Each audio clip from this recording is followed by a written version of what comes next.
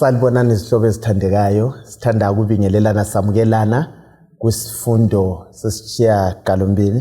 Sibonga uNkulunkulu osigcinileyo ukuthi sihlangane singabaphilileyo njalo. Mina engikhulumayo ngoAmos Maforo, ngizanxusa izihlobo zami engilabo namhlanje ukuthi balibingelele labo baziveze ukuthi bangobani.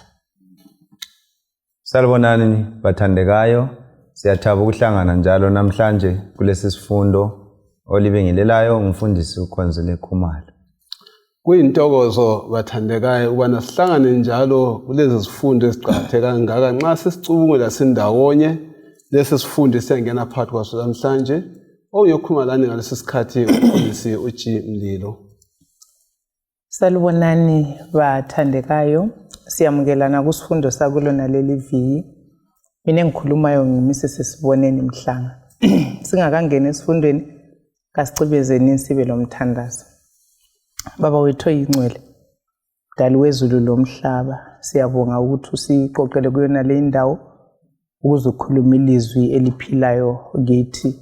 Sicela ukuthi umoya oyingcwele asambulela imfihlakalo yalo lona leli lizwi, siyamukele njengentando yakho bese sihamba njengobulayile.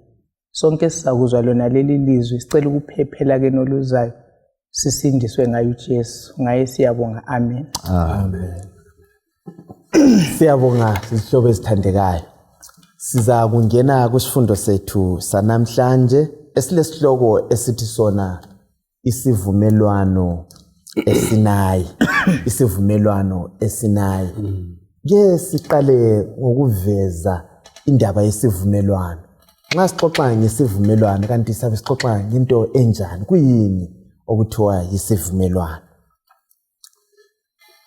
Isivumelwano esixoxa ngaso kasifani lalamabala esiwasebenzisa eselungwini ngokuthi contract. Alright. Lesi sivumelwano esenziwa uNkulunkulu esenza labantu. Right. Okudinga ukuthi umuntu amlalele. Lesi sivumelwano isivumelwano esingephukiwe esenziwa uNkulunkulu kubantu bakhe. Yes, ngachiyela abanye bana bayiqedisela indaba yesivumelwano. Indaba yesivumelwano uqambe ibala lesilungu icontract, so isivumelwano icovenant. Yes, ngesilungu, yes. Alright, ngesilungu. So kuyini okunye sikuzwisisayo izihlobo zami ngesivumelwano singakubeka umzekeliso yesivumelwano singabe silayo? Ya, okunye singakukhangela nxa sikhangela isivumelwano lesi njengoba sekulethile lapha umfundisi uMlilo ukuthi senziwa nguNkulunkulu ebantwini. Alright. Njalo kasephuki. Esingakukhangela njalo isivumelwano lesi silezimiso. Alright. Ukuze sale silokho siyisivumelwano esinjani esingephuka. So silezimiso uNkulunkulu azilethayo eSinayi ukuthi lingenza lokhu la lokhu isivumelwano sami lani ngoba wayevele sesimisile yena. Njalo futhi isivumelwano lesi yisithembiso salokhu uNkulunkulu. Yes. Afisa ukukwenza ekwenzela abantu abakhe. So ngokunye esikuthola kulesi sivumelwano isithembiso sikaNkulunkulu. Alright. So isivumelwano singathi isithembiso. Yes. So lapha sikhuluma ngesithembiso seSinayi. Yes. Angithi phela. Mhlobo. Right. Maybe singahle sikhangele ngamavesi la esiqala bona siwaphiwe. Right. Exodus 19 verse ka4 usevesi ka6 ibalwa kanje. Ithi lina ngokwenu izibonele engikwenze eGibhithe. Right. Lokuthi ngilithwele ngamaphiko engqongqolo ngaliletha lapha kimi. Ngakho ke lingangilalela ligcine isivumelwano sami lani lizakuba ligugu kimi phakathi kwezizwe zonke. Lokuba umhlaba wonke ungowami, lina kimi lizakuba ngumbuso wabapristi lesizwe esingcwele. Yiwo amazwi okumele uwakhulume kwa-Israyeli. Right. Ingxoxo leyi ibuya uIsrayeli esesuke eGibhithe. Wahamba inyanga ezingabazi inyanga ezintathu wayafika eSinayi. Esefike eSinayi wachitha ithuba elingaba ngumnyaka ogcweleyo eseSinayi. Yikho okuba lenkulumo yona le baseSinayi. Kalokho sike sakhangela kuviki edluleyo ukuthi besendleleni besiya eKhenani. uNkulunkulu wabanakekela. Besola ubuthungameli, basola lo nkulunkulu, bakhalela, wabanikeza isinkwa, wabanikeza namanzi enkangala. uNkulunkulu ebanakekela. Nguye uNkulunkulu olabo, oxoxisana labo kumavesi la. Kuyini esikutholayo ikakhulu kumavesi la? Sikhangele umumo kaIsrayeli lapho asuka khona. Umkhiphe ngaphi eMusa? Uma umbuzo lo oletha ekugcineni umbuzo oqhakathekileyo. Umkhiphe ngaphi eMusa ngaphi? So usuthile ukuthi basuka eGibhite kwabathatha inyanga phose ezintathu besiyafika eSinayi. Ingakawuphendula umbuzo kulapho uNkulunkulu akhetha khona ukuthi anike uIsrayeli kumbe abumbe uIsrayeli njengabantu abangaphansi kombuso wakhe. Kwakuyisikhathi sokumisa umbuso wesizwe sakwaIsrayeli njengabantu bakhe. Kulapho ayeza kumnika khona imithetho kuqala eyithi eli-10 esiyaziyo. Phezu kwemithetho eli-10 Khumalo wayeza kuletha futhi leminye imithetho yokuhlalisana, imithetho yokubusa, imithetho yezimpi, leminye imithetho eminingi esasiyibale kulesifundo salamhlanje. Kodwa ke kulapha anikwa khona leyo mthetho. Umbuzo usithana ubasusa eGibhite ubasa ngaphi? Impela ngaphositana hayi wabasusa eGibhite wabaletha eSinayi ubasa eKhenani. Kodwa nxa ngikhangele isifundo salamhlanje siveza ukuthi ivesi kakhulu sana wanasibale ithena wabathwala ngamaphiko enqunqulu, ngamaphiko okhozi. Ebaletha kuye. Okuveza sobala ukuthi uIsrayeli owayesehlale okweminyaka engafika 400 esesukile kuntando kaNkulunkulu kangako. Ngenxa bona sesukile kuntando kaNkulunkulu umletha kuye ukuze afunde ngcono ngaye. Isehlakalo sonesi siyasinanza bona yiso esiyisibone futhi sesibona mhlazana uAdam noEva sebewonile kuGenesis 3:9. Lapho uAdam sebewonile iBhayibheli thana uNkulunkulu weza ememeza Adam, Adam ongaphi? Wayemdonsela kuye. Alright. Yes. Okay, so mina ngikuzwisisa kulokho kulethwa ngumfundisi ukuthi icovenant yeSinayi isinika injongo kaNkulunkulu ngomuntu. Right. uNkulunkulu edala umuntu wayemfuna ekuye lapha. Kakhulu. Isono sasesisusa umuntu wayabucadlana loNkulunkulu. So uNkulunkulu ufuna ukwenza isivumelwano, wenza isivumelwano sokubuyisa umuntu kuye. Ikumfundise thinta indaba eqhakathekileyo. uNkulunkulu sibona vele kuzivumelwano zonke nguyothatha initiative, nguyothatha inyathela lokuqala ukuzuza umuntu. So uNkulunkulu kathokozi ngokuthi sibe singale sisifa. So injongo kaNkulunkulu even esiseSinayi ukuthi umuntu kabuye kuye. Right. Mina ngufundile futhi okunye ukuthi uNkulunkulu nxa ingena kusivumelwano uqala abalethele lokho ayikho khona, abenzele khona. Babembonile amandla kaNkulunkulu eEgypt. 10 plagues babona ukuthi uNkulunkulu wabo uNkulunkulu njani. So sebalethe eSinayi ukuze umfundisi uthinta ukuthi asethi government konke kwazi ukuthi uhamba njani. Kodwa okumqoko okunye kwakumele bamazi njengoNkulunkulu yedwa oweqiniso ngoba abantu babejwayele ukukhonzwa kwezithombe lana. So uNkulunkulu icovenant leyo sivezela ukuthi ufuna ukubisa umuntu. Yikho sizwe uJesu even esibiza Matthew 11:29 28:29. Uthi wozani kimi. So uNkulunkulu injongo yakhe ngomuntu ukuthi umuntu kaphenduke abuye kuNkulunkulu. uNkulunkulu uhlele esidinga ufuna ukuthi kube lokubuyisana. Ngeyindlela sonke sisengisuke eSinayi ngasuka engadini yaseEdeni ngasuka emazweni kaJesu Kristu sonke la sizone sonke sibizelwe kuphakade likaNkulunkulu. Nxa kujela ivangeli lisibize bana size siye kuNkulunkulu. Amen. Izikhathi zonke.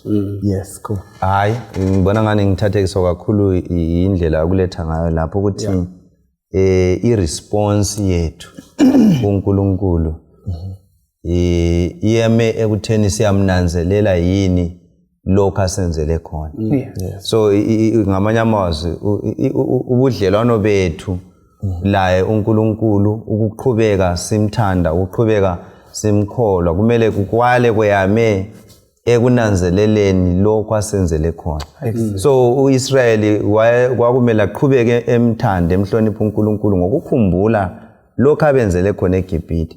Uthinta indaba kaJesu. So ukuthi wozani kimi. So ukuthi siresponde kakhulu kuJesu kumele sizwisise kakhulu lokho asenzele khona. Yikho kuzasigcina silokho simthanda sisiya phambili. Otherwise nxa kungaphuma lokho uJesu asenzele khona kuzaba nzima ukuthi siresponde. Kuhle kuchaze vele kahle ukuthi ukusindiswa kwethu vele kweyame kulokho uJesu asenzele khona. Lokho uJesu asenzele khona izikhathi zonke. Lathi njengo-Israyeli wakhathesi nxa ngikuzwa kahle Khumalo. Ukuthi simele silandele imithetho esibekiwe. Ukwaletha indaba yokuthi kwakulungiswa isizwe. Izizwe zonke zilomthetho angithi uhulumende uba lemthetho thize elawulayo ukuthi lapha siphila ngayiphi indlela. Vezile ukubana uNkulunkulu wayilethe sinayo imithetho ngokutshiyana ngayo yokuphilisana, le mithetho yokukhonza, le mithetho yokuziphatha, le mithetho le esithi moral law, kuba lokuthiwa immoral law imithetho elithuni.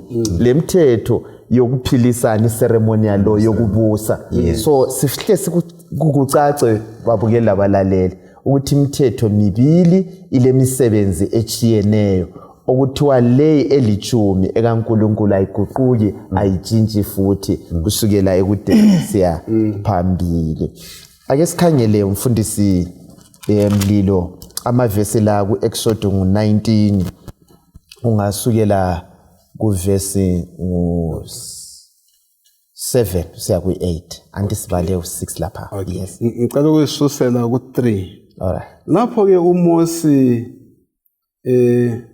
wakhuphukela kuNkulunkulu entabeni. uJehova esentabeni wabiza uMosi wathi, tshela abantu bendlu kaJakobe labantu bakaIsrayeli uthi, lina ngokwenu lizibonele engikwenze eGibhithe lokuthi ngilithwele ngamaphiko engqongqolo ngaliletha lapha kimi. Ngakho-ke lingangilalela ligcine isivumelwano sami, lina lizakuba ligugu kimi phakathi kwezizwe zonke nokuba umhlaba wonke ungowami. Lina kimi lizakuba ngumbuso wabapristi lesizwe esingcwele. Yiwo amazwi okumele awakhulume kwabako-Israyeli. 7. uMosi wabuyela entabeni wafika wabuthanisa abakhokheli babantu wabatshela okwakutshiwo nguJehova. Bonke bavuma ngelizwi linye bathi, sizakwenza konke uJehova athe sikwenze. uMosi wambikela uJehova okwakukhulunywe ngabantu. Siyabonga mnali. uNkulunkulu bathembisani la. Uthembisani abantu esinayi. Kuyini abathembisa khona? Kumavesi esisiwabalile la. uJehova okokuqala ukhangela ukubana baqale bamlalele. Nxa beza kumlalela ke abesephawula lezi zinto ukuthi uza kubenza babe isizwe esikhulu. Ngilanda leli igama ukuthi number 1 uzababusisa laba bantu babe ngaba isizwe umbuso obupriest. Isizwe esingcwele. As long as benjani belalela uNkulunkulu babe ligugu kuNkulunkulu. Izinto ezithenjiswa nguNkulunkulu kulabo bantu nxa belalela ilizwi lakhe. Belalela. That's the key thing, i-condition ikulalela. All right. Kuyini okunye esingase ukuthola lapho? Sikuthintile ke ukuthi uNkulunkulu siqalisa lapho ukuthi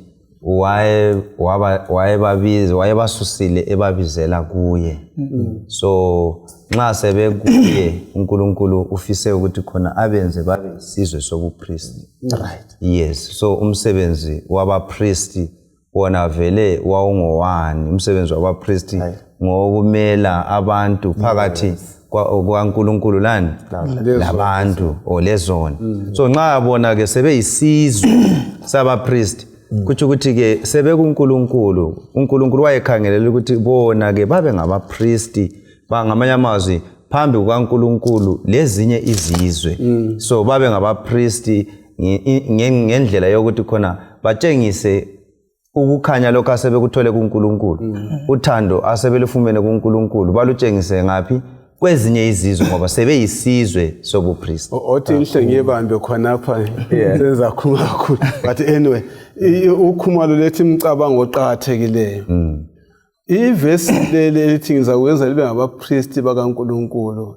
yilo futhi uPeter lithathayo phambili njalo ukuthi lisebupristini obungcwele isizwe sikhethekileyo ngifuna nxa sikhangela indaba yompriest njalo sechilo sithe thina umpriest uhlanganisa uNkulunkulu ongcwele lesono okuthi ukuthi nxa sesikhangela uIsrayeli kasakhangeli umuntu isiqo esisodwa esiba ngumpriest sesikhangela wonke umuntu ozele uthiwa ngumIsrayeli wonke usebukhosini bobupriest sindawonye okuthi ukuthi wonke umuntu onguIsrayeli kumele adonsele izoni kubani ahlanganiswe uNkulunkulu okuyikho okumele ubana sibe yikho khona sonke nxa sisengale kuPeter sonke sisebupristini kulusizi ngokuthi ngezinsuku ezama dark ages ngezinsuku zonzana zabo zama church fathers indaba yobupriest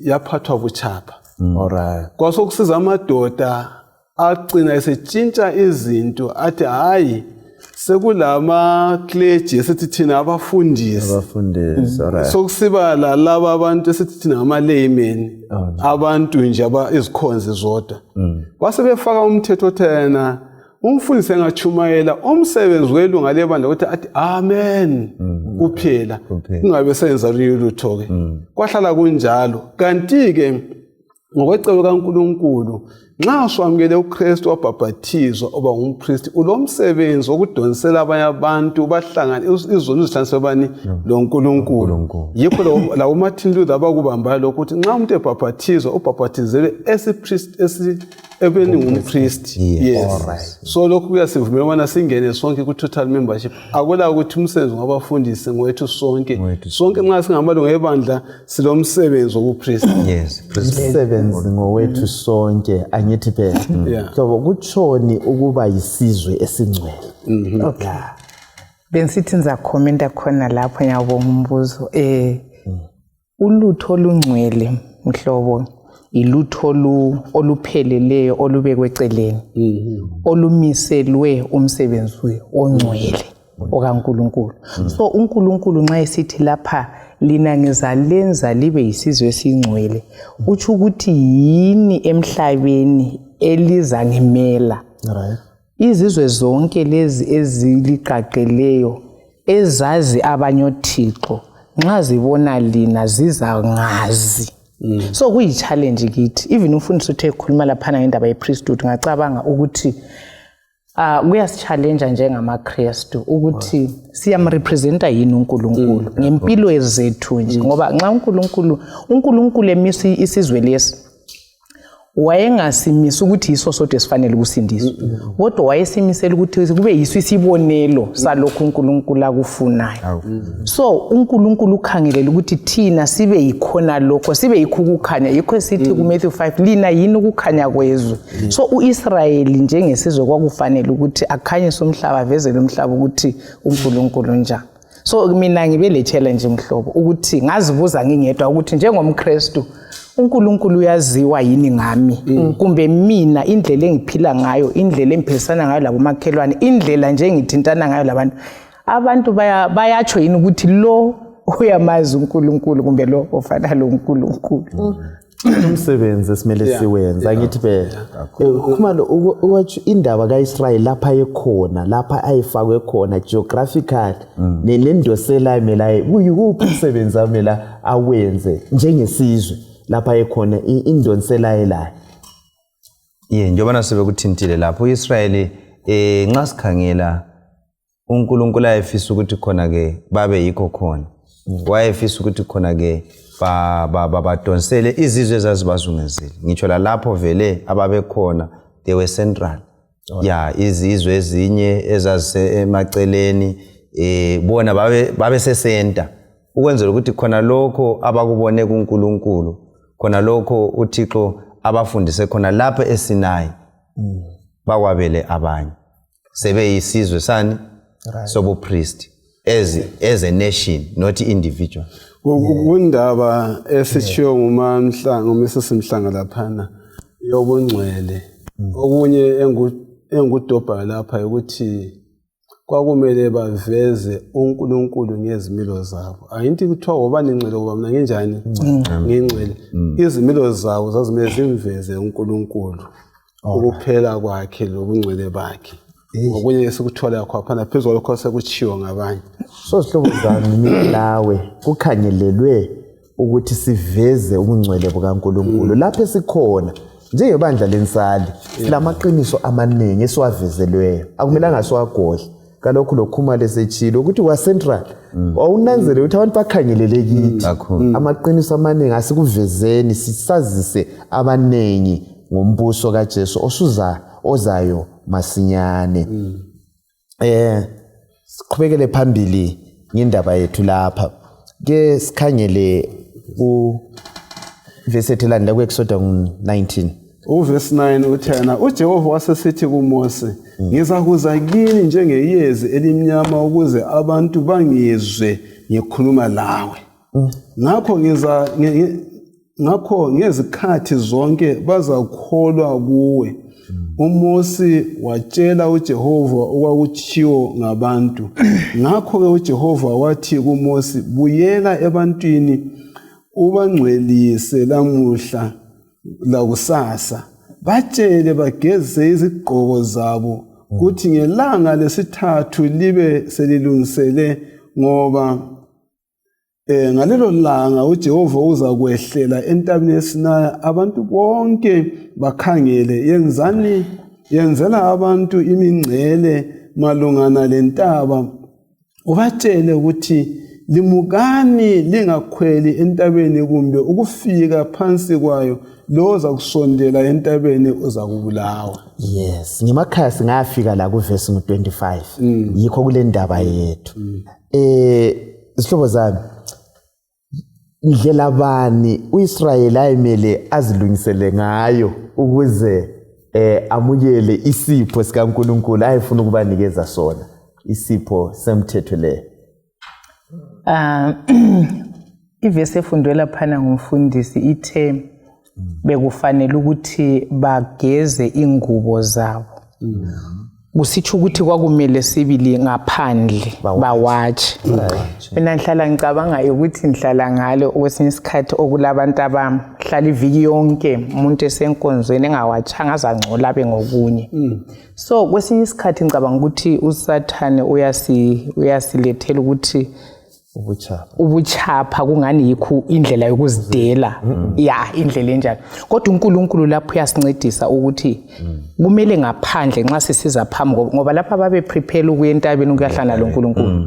So kwakumele ukuthi i-first step number 1 kwakumele ukuthi bazihlambulule bageze bawatshe not one day kodwa 3 days 2 days 3 days ngo 30 day ikhayahlana khona. So ngasemfunda ukuthi okwesibili kwakumele ukuthi bahlambuluke ngaphakathi kunjalo. Mana ke ngicela ukufunde i-quotation lapha ku-Patriarchs and Prophets ku page 303 ithi lapha ngesikhiwa their person and their clothing must be free from impurity and as Moses should point out their sins they were to devote themselves to humiliation fasting and prayer that their hearts might be cleansed from iniquity. So ikhuluma ngokuthi even ingaphakathi kwakumele bangene emsebenzini wokuzisearcha bazicinge ukuthi bahlambulukile yini nxa sebesiyahlangana loNkulunkulu ke sebefanele. So kungiphi challenge mina ngithe ngizibuza ngacabanga ngathi ngama preparations bani nginje ngengomisi Mhlanga engiwenzayo lapho ngisiya enkonzweni kumbe ngisiyakhuleka altar even ngingedwa yiphi preparation engiyenza ukuthi ngihlangana lobungcwele bukaNkulunkulu. So kwesinye isikhathi siyahamba singela lokuzidela singaluvumanga lezono sibe phambi kaNkulunkulu sihlafuna ikujingama echechi senze loba yini ukungcola angazi ukuthi uNkulunkulu samukela njani nxa simkhonza sisebumweni onjalo khuma ya indaba le inzima ngoba uNkulunkulu uzakhulumela la ngemngcele ukuthi bafake imngcele kube lapha bangafiki khona so kuveza ke ukuthi uNkulunkulu uyadinga ukuthi abantu babe le self control ya kube ukuthi kwazakala ukuthi kulezinto ezingcwele ya esingazithola eBhayibhelini ukuthi awumelanga sigxamukele ufaka isandla sakho ufaka unyawo lwakho ezintweni ezinjani ezingcwele ukuthi hayi lapha kulomngcele bangafiki whether inyamazana noma kuyini kungafika kuyakufa maybe mhlawumbe sorry uyangikhumba mhlawumbe ukuthi ukwahlulela kakuse yenziwa khonapho ya yikho sesingani sesijwayele phambi kobuso bukaNkulunkulu kuningi izinto esizibambayo yini kuphoti yami even esithebeni yazi kuningi esikubamba ngezandla ezingcolileyo singakunanzeleli ubungcwele bukaNkulunkulu uNkulunkulu asizwele asinike enye chance right sikhonapho bathandekayo sikhangele eyethu 3 days yokuyahlangana lomsindisi wethu mhlazana ebuyayo kunjani yekho iBhayibheli ngike ngitsho ivesi ukuthi ubani ingcebo yena enjani engcwele isizathu sokuhlanjulula isizathu sokugeza isizathu sokuthi inhliziyo zihlambuluke yezokuthi vele okungcwele kakuhlangani lesono kunjani ngomzuzwana isoni sihlangana lokungcwele ulaka lokungcwele luyadla okuyisono kunjani yikho komele benjani bahlambi ngeke ngibuyele emuva kancane ngizibuza ukuthi kungenxa yani uJehova sithayana kaye batshela laba bantu kusibisela emuva ukuze sixhume kakuhle uJehova sebathi ukuthi lingangilalela zaba yilokhu lalokho lokhana seqasha bana abanike umthetho wakhe ezafuna ngakho nxa siyaphambili uzananzela ukuthi uNkulunkulu wakhetha ukuthi bazizwele kwelami iphepha mbhana ngathena from the horse's mouth bazizwele ngokwabo ngoba kusifunde esipheleyo sizananza ukuthi abantwana bakaIsrayeli baba lensolo bacomplain endleleni lapha lalapha so isizathu sokuqala sokuthi abasize bengasoli uMoses loAaron bazwe ukuthi uNkulunkulu obathumileyo into yokuqala leyo esibili wadinga ubana ungakhala ivesi le iyaveza ukuthi bamhloniphe uMoses balalele zonke izilayizo ama instructions abanika zona okwesithathu uNkulunkulu weza ukuthi azikhulumele umthetho wakhe umthetho awuzawuveza ngendlela emasa sizikhuluma ukuthi uzaba lemithetho ama-ceremonial laws lana amaningi kodwa lo umthetho wawuzawubuya ngokuphazima kwembane intaba ibe mnyama kukhale icala kwaza kwenzela into eziningi khwaphana futhi nxa izawuletha kwakumele bananzelele ukuthi sekukhuluma esebungcweleni bakhe ophazamisa ubungcwele bakhe ayethinta intaba kufile yena so wangasoze kubuye kalula yawo setshiseka okwesine wayedinga bana afake engqondweni zabantwana bakaIsrayeli ukuthi bamhloniphe uNkulunkulu reverence kakhulu akuthale bemfuna ukugcizelela kuphela angilanto eningi lapha ngoba ngize ngabhala lapha ukuthi na uNkulunkulu nxa ukhangela iBhayibheli uzananzelela ukuthi kwesinye isikhathi wayethumela izingilosi uzananzelela ukuthi even nxa waseyakhuza uBhalami uyathumela ingilosi uGabriel sithini kunenge esihlangana but la nxa ichapter esifundile leyi ikhuluma ukuthi uNkulunkulu wathi hambe yabathi ngiza kwehla mina wazibuyela ngokwakhe kwabonakala ke imibane le yade ekhuluma ngayo imililo entabeni God himself wehla wathi lokhu ngifuna ukuyazikhulumela it shows i-seriousness yalokho esizafuna ngakho yali covenant ngoba yayiqhakathekile ingamelanga iphamba yena ngokwakho uNkulunkulu ayezikhulumele abantu bazizwele njobana okulethile and seyikhulumile awayibhale phansi ya azibhalele uMoses ethe sehle entabeni ngolaka ayibulala aphinde ethi lungisa izibhebhedu zamatshe ngiyibhale futhi so khonokho like umfundisi ukhumala kutsho ngibone ngani ukuveza ukuthi uNkulunkulu utsho khonokha kutsho khonokha kutsho lapho mhlobo akwabhalwa khona kubhalwa ematsheni ukuthi into le ayikucina ake sikhangele icovenant le asingeneni sikhangele isivumelwano lesi imithetho le imi ngayiphi indlela ihlelwe ngayiphi indlela yimithetho yani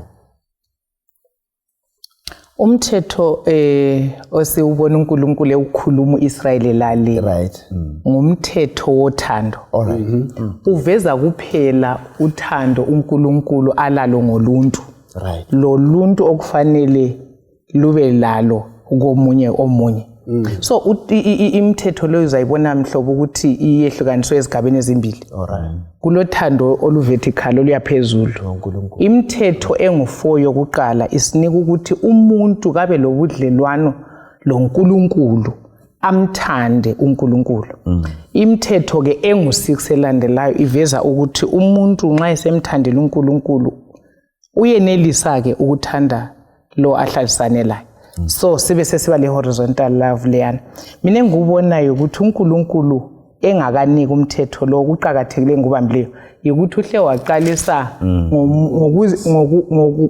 ngokwethula lokho akwenzele uIsrael so kusitsho ukuthi even uNkulunkulu nxa esesithi ngenxa yalokho ngakho wothanda uNkulunkulu ngoba uthi yimi uNkulunkulu engukhiphe eGibhithe yes action nxa sesiyaqalisa besithi ungabi labanye uNkulunkulu so ukumlalela uNkulunkulu kumbe ukumthanda lokuthanda umakhelwane kuyi response yalokho uNkulunkulu akwenzile so uthando lolu mhlobo ungalufunda asilwe mina enlugenerateyo hayi kodwa kumele lube luthando olupheleleyo olungelasici unconditional oluvela kuNkulunkulu then nxa lukimi solichithekela kuwe mhlobo yikho lapha phela uqhamuthi libonile engikwenze yes nxa siza ku-Exodus 20 verse ka1 wathi ngibalele ithena uNkulunkulu wakhuluma ngincindezela amazwi ade washo lawa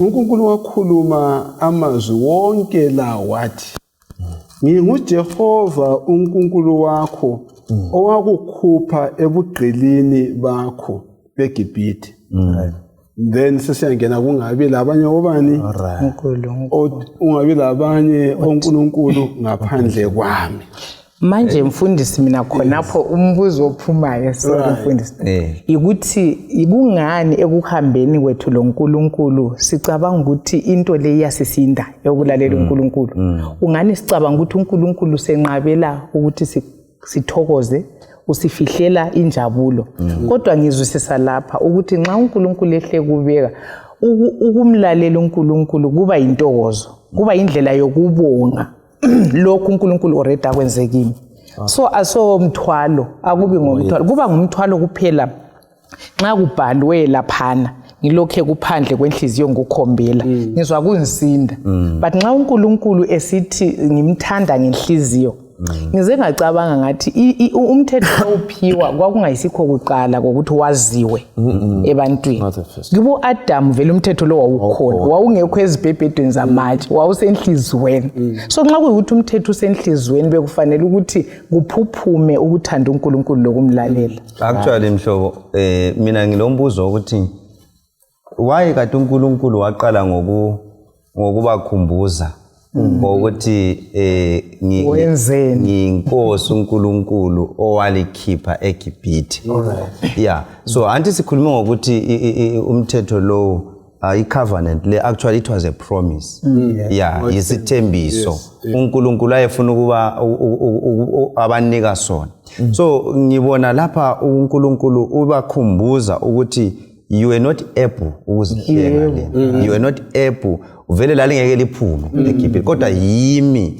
so ngamanye amazwi umthetho lo nxa sebanika still is God lokho kunguNkulunkulu obathembisa ukuthi khona okwenu lingalalela konke lokho umthetho lo engubalisayo you will be able to comply lizayenelisa ukuthwala ngizama ukuphendula lapho ukuthi why kungani kunzima ukuthi sesikuthethe sakufaka kithi emandleni sifuna ukuzenzela sifuna ukucabanga ukuthi usindiso lungabuya ngokwemisebenzi yethu ngamandla ethu kanti vele kwehlula abaGibhithe ngamandla abo babengeke abako-Israel eGibhithe babengeke baphuma ngamandla amakhulu kaNkulunkulu same applies to imithetho nxa uNkulunkulu esebanika umthetho uqala aziveze ukuthi ngalikhiphe eGibhithe so ufuna ukubanika umcabango ukuthi khona ngamandla ami lizenelisa ukugcina umthetho lo isivumelano lesendlinika sona so utsho ukuthi nxa amandla kaNkulunkulu eyiwo angikhuphe sonweni exactly ngaphenduka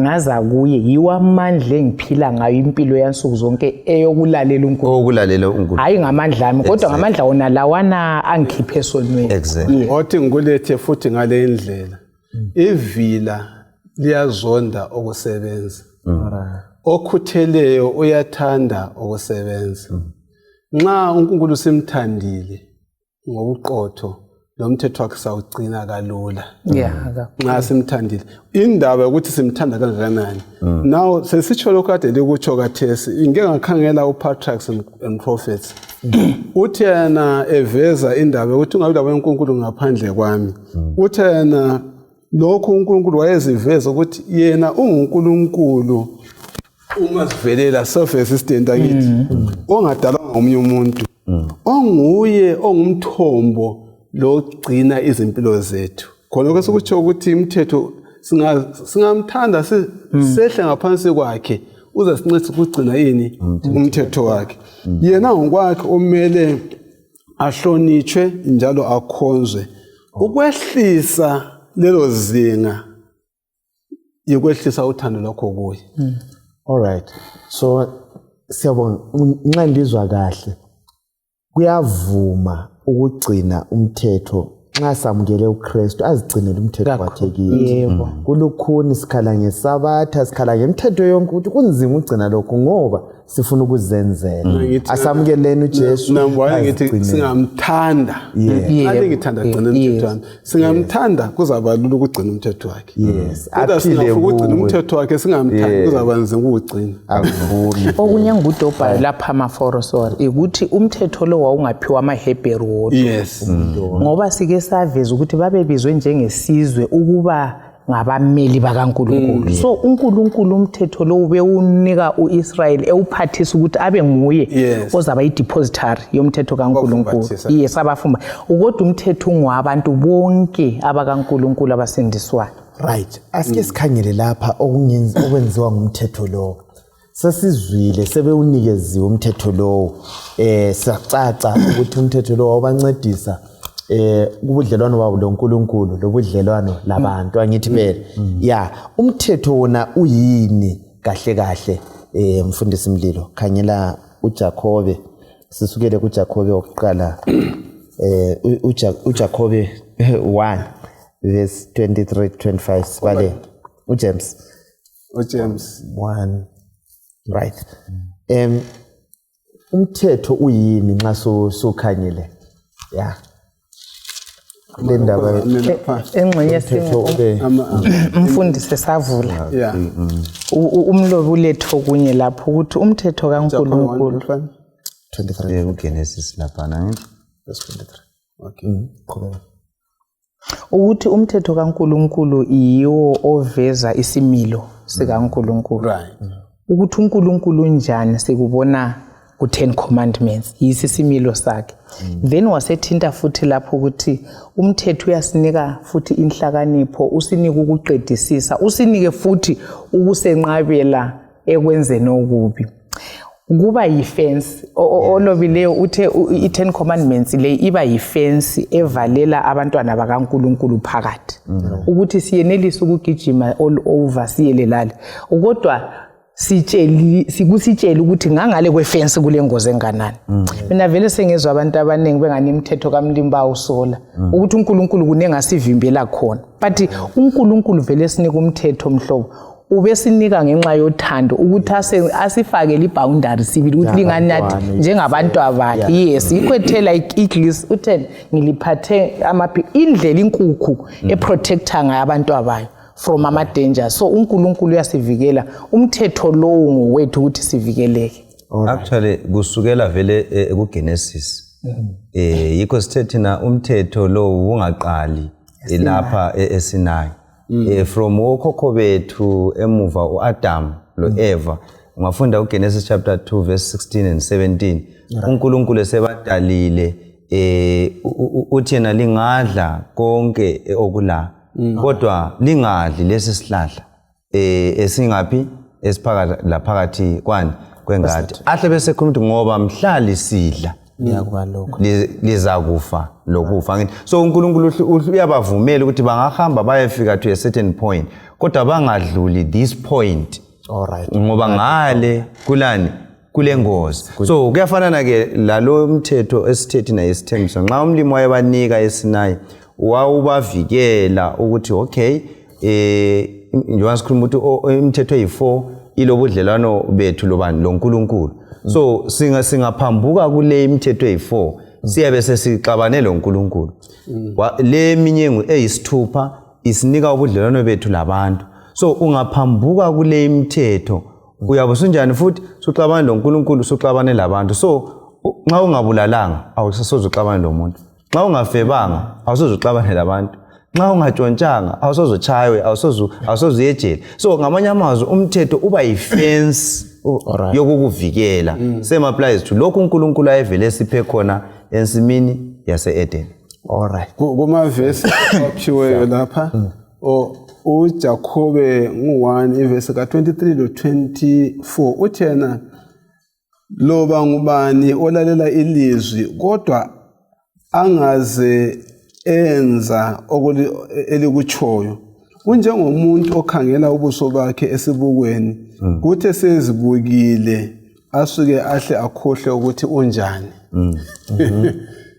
lo 25 lo 25 uthi kodwa umuntu okhangela nje ngenjongo umthetho opheleleyo oletha ukukhululeka njalo aqhubeke esenza lokhu engakhohlwa esekuzwile kodwa akwenze uzabusiswa kulokhu akwenzayo. Right, sike siveze umthetho uyini yithi kule ivesi elethwa ngumfundisi lapha ekuJakobe. Umthetho ubekwe njengesibuko. Alright, uba yimira. Umsebenzi wemira maforo ngokuthi ukutshengisa ukuthi lapha uright, lapha kakumanga kuhle. alright, And ukodwa isibuko silamandla yini khuma lesokuthi singantshengisa ukuthi ngile chatha lapha. Silamandla yini isibuko sokunisusa lelo chatha? Asilamandla.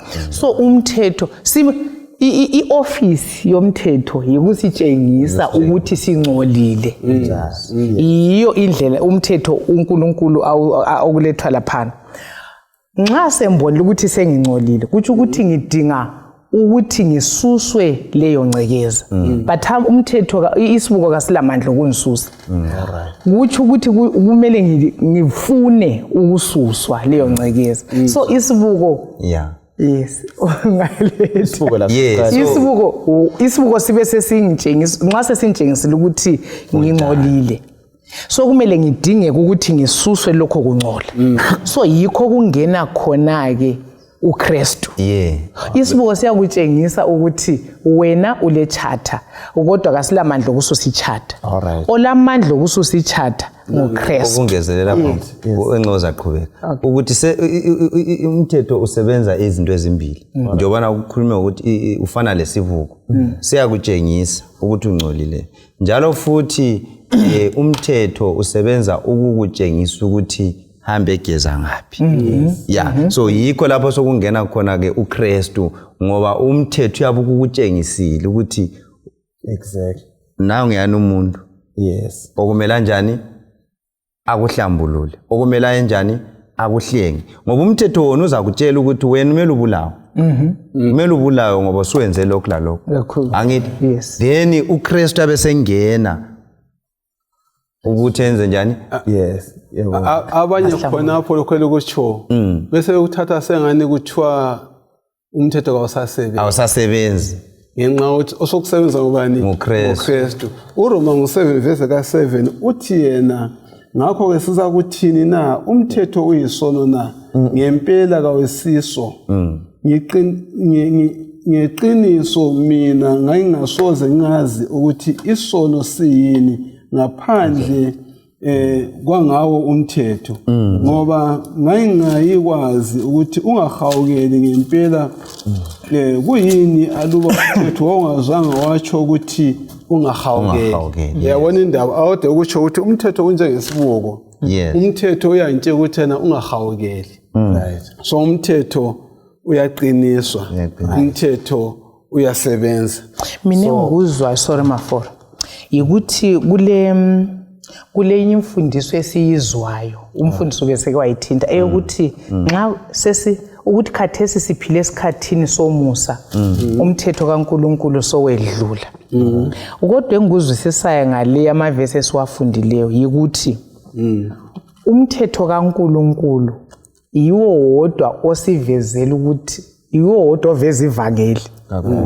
ivangeli izindaba ezimnandi zokuthi uJesu ufela izoni so without umthetho akungeke sisazi isono lokuthi singcole okunganani singeke sazi so isono umthetho ukhona ukusitshengisa indinge kwesilayo thina sibabi sifanele ukufa kodwa isiphephelo singabi so as long umhlobo sichumayela uJesu osindisa umhlaba simchumayela seyeme emthethweni ositshengisile ukuthi siyamdinga uJesu so kusitsho ukuthi khumalo you can awusingeke siseparate umthetho lo Jesu ivangeli lomthetho into yinye umthetho vele uveza ukuba khona komthetho kuyasivezela ukuthi silendingeko so akulamuntu ongachumayela uJesu apart from umthetho kunjalo othi mbayela amavesi bese siqhubeka phambili umo yethu uRoma 3 verse ka20 kusiya 24 ithi yona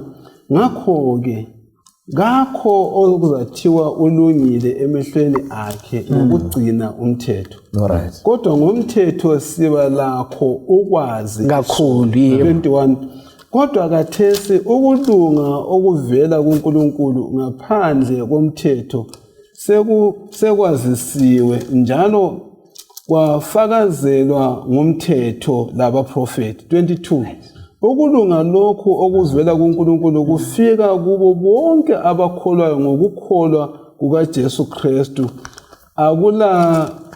akula mehluko then 23 ngoba bonke bonile njalo bengayisilela inkazimulo kaNkulunkulu 24 njalo benziwa babe ngabalungileyo ngesihle ngomusa wakhe ngensindiso eyeza ngoKristu uJesu Usubale u10 verse 4 verse lapho ku chapter na leo ku verse 31 all right yes. Ngiqale ngo verse 31 la verse ka 31 iletha lumcabango pho sizawuchitha umthetho ngolokhu ukukholwa na hathi akunjalo kodwa okuyikho yikuthi umthetho siyawusekela siyawuqinisa ngiye futhi ku 10 verse 4 uKristu ungumkhawulo womthetho ukuze kube lokulunga kubo bonke abakholwayo bayizihlobo zami umthetho sudingelani empilweni zethu usiza ngani ukugcina komthetho kusisiza ngani kumavesi sesiwafundile la besathinta ukuthi uyisibuko ngosithungamelayo kodwa wesudi umthetho sesivumile ukuthi uqhakathekile ezimpilweni zethu uyisibuko sinje ufana endlini isibuko sinje siqhakathekile singakwesuli kodwa siyasidinga ngeke wasibulala nxa sesikutshengisile ukuthi lapha ungcwele kule ndawo ipolisa lingathi ngigijima so ngemota kungela speed limit esithi sona lapha kumele ngihambe ngo-40 esithana ngiphule umthetho uyabe esezidayela okunye ngoba akula mthetho otsho njani. So kungaba lo mthetho othena lapha ispeed sakho asibe ku-60 mina bese ngihamba ngo-120 sengeqe umthetho othi ngihambe ngo-60. So umthetho uveza ngendlela umthetho utsho ukona. Awula umuntu owonayo kungela mthetho uwona ngoba eqe umthetho. So injongo yomthetho ukusivezela futhi uthi lokhu lapho usuwonile. Nxa sengonile sensiya kuKristu. Yikho thofu futhi siya njani siyawusekela. Okunye esikudingela umthetho lo kuvesi lana esibaleleyo Khumalo u31. Mbona ngani bese sekuthintile kulama verse awafundileyo lapha ukuthi ukulunga lokhu kwafakazelwa ngani ngawo umthetho. So siyawudinga ngoba umthetho uyasifakazela ukuthi hayi njengoba wena uwonile kodwa ungalungisiswa ngalokho. So umthetho usivezela kubani usikhomba kuJesu. Njengoba ivesi ayikhulule ukuthi bonke bonile ngokomthetho kodwa balungisiswa ngomusa ngesihle ngobani ngoKristu. So umthetho siyawudinga. Nxa siyawudinga umthetho. Kodwa ke ikakhulu u31 ngibona kumele sike simfithizele. Ngokwesikhathi umcabango ngathi wona ingathi uJesu wangifela eCalvary. So kumele ngiyekele ingacabangi ngomthetho. U31 uthana ngoba sengikholwa kuKristu angisindawonye. Iqiniso ukuthi sesindiswa ngoba sekholwa kubani uKristu wasifela eCalvary. So ibisena ivesi ka31 pho siyawuchitha yini umthetho ngalokho kukholwa esikukholwa kubani kuKristu na athi hathi akunjalo umthetho onjani awuchithwa kodwa siyawusekela kuliyana eka 10 verse 4 ibisena uKristu sesiba injongo yomthetho umgomo womthetho ukupheleliswa komthetho. Akuchasise lokho mfundisi. Nxa ngichasa le into ngithi mina umthetho uthi wona inkokhelo yesono yikufa ukweqa umthetho umile ngiye kufa. uKristu wawuphelisa ngokuya sifela yena eCalvary wathatha endawo idemand yomthetho ukuthi kumele isoni sife uKristu wahamba wakufa endaweni yesoni. So indaba yomthetho babukela iqhakathekile sawunikezwa uNkulunkulu lokho okwakuyisikweledo somthetho uJesu wafika wenza njani wakubhadala. Uyatsho kuMateyu 5 verse 17 to 9 uthi ka uchitho akazange achitha umthetho uze ukhulisa uze ubabaza umthetho sihlobo zami awuzange ukhitshwa awulahlwa ukhona siyawudinga isibiko esisidinga. Mina bese ngifisa ukuthi umfundisi kwaba livesi eku Romans chapter 3 lana verse 20 kusiya phansi ukuthi sisindiswa ngokukholwa. Yikho manje lapho esilahleka khona kakhulu ukuthi nxa sicabanga ukuthi umuntu usindiswa ngokukholwa sesisithi ukuthi lokho kunye umuntu okungumthetho kakudingakali. But esikule okulethwa uNkulunkulu laphana ukuthi ukwamukela uJesu yikho ethe kuGalatians 5 verse 6 nxa umuntu esekuKristu uba yisidalwa esitsha laphana kodwa kuGalatians le ngitsho uthi nxa umuntu akusela kusokwa lokungasokwa kusithi uthi kakula msebenzi akula muntu osindiswa ngalokho akwenzileyo kodwa uKristu nxa ephila phakathi kwethu siphila intando yakhe. Yikho laphana nxa umfundisi uyithinti lethi nxa lingithanda leza kugcina imithetho. Uhlupho esilalo ukuthi sicabanga ukuthi sifanele kube lolutho esilwenzayo ukuze sisindiswe. Kodwa silalela okwenza ngenze ukulunga kayisikuthi yikuthi kumele ngisindiswe kodwa kuyisithelo sokuthi sengisindisiwe. uJesu nxa ephila phakathi kwami isithelo engisithelayo ngese obedience.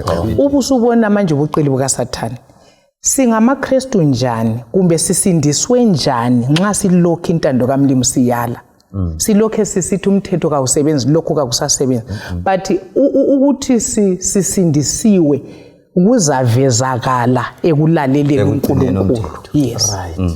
Mfundisi Khumalo siyiphetha lindaba le yomthetho ebesikhuluma ngayo sesivumelene ukuthi asiwulahle lo mthetho uKristu simbona njani emthethweni akuyigoqa indaba kade singayo namhlanje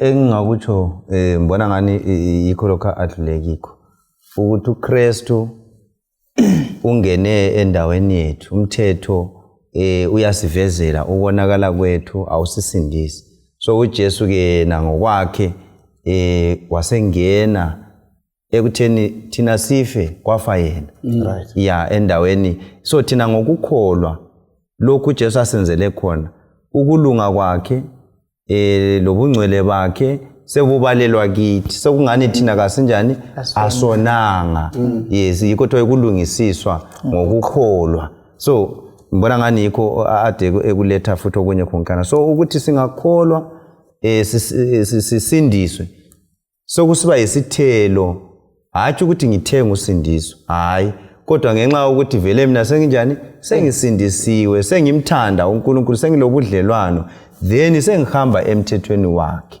right sihlobo esithandekayo yes singayiphetha futhi ngendlela enje sizwile kuExodus uthi kuIsrayeli uma lingilalela ulalelani kuyini okumele bakulalele ungalandela amavesi seyaphambili sebalethela imithetho yonke elithumi yomele bayilalele nxa sebeyilalelana imithetho elithumi lina lizaba ligugu kimi lina lizaba bangcwele kimi lina lizaba abambuso wabapriest konke kuyame ukuthini simlalele silalela ngitsho lemithetho yakhe eyesikhomba isono esisakubane uJesu Kristu kakhulu isihlobo zami lokho esikuxoxileyo asambeni sekuphila umthetho asiwulahli umthetho uyadingakala uqhakathekile sawunikazwa nguye owabuya wasisindisa usenzele konke